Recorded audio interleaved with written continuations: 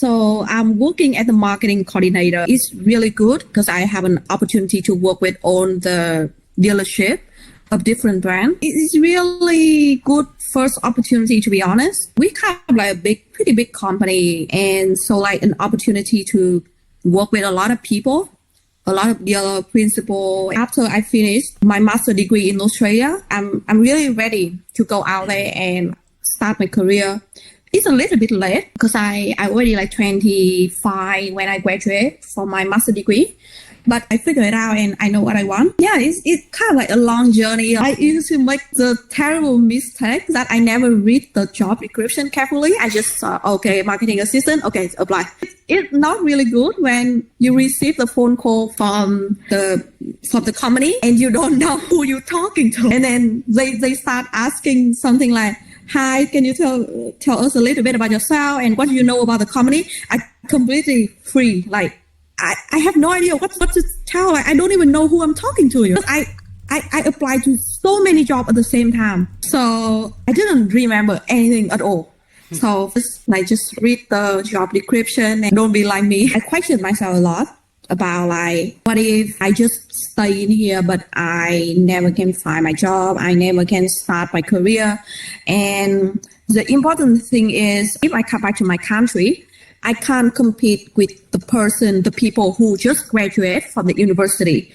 So like they just graduate, they really passionate and they're going to ask like, so for what are you doing? What did you do in Australia? Why you didn't have anything? So compared to the freshly graduate, I also have some disadvantage as well because they already have like 2 or 3 years of working experience and I have nothing.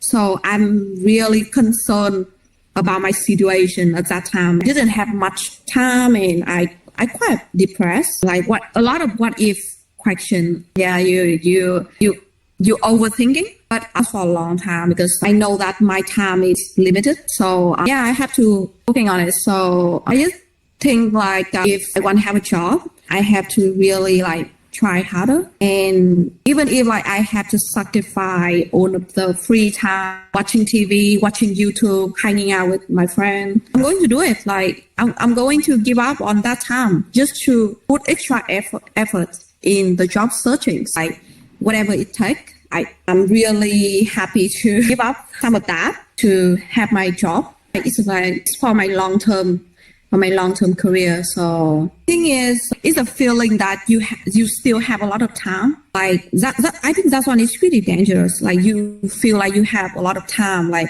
if you don't apply for a job for today, or if you don't go in the phone call with, or if you don't do anything today, you can always leave it for tomorrow. So I think that mindset is pretty dangerous.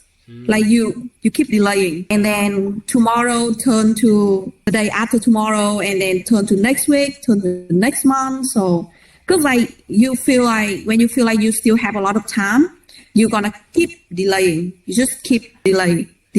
So that's why I think it's pretty dangerous. And especially when you still in university, you haven't graduated. So you feel like, oh, I still have like 1 more year. So, okay, I'm start 3 months before I graduate from university. Still have time. So yeah, it's kind of like that.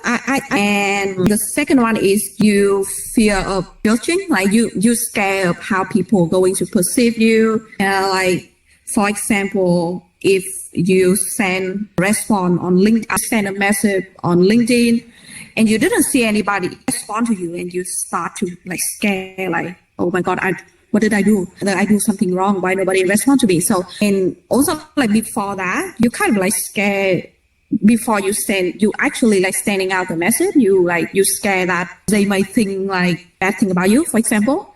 So I think it's very important if you can overcome that feeling, like, like don't care about how people may see you and you really focus on your dream and your job, you're going to be fine. I think the first action is really hard. Like when you, for example, like when it's a time for you to read a book, you have to actually like open the book. So, but like to open the book is very hard. So like you're going to feel like, oh, okay, maybe I can read the book tomorrow.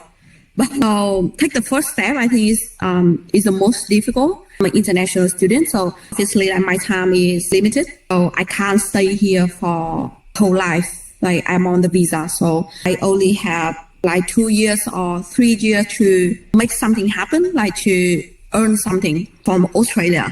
So that's why if I think about that thing, like think about all of the limitation, I have motivation. I have more motivation to start working. It's quite scary at the beginning, but I think if you can take the next step going to be easier. Like it's always like that. For me, I just like, I just send it, just send it. Like what can go wrong? Like even if they think I'm crazy or something, they don't know who I am. Like they have no idea who I live. They just know I'm in Australia.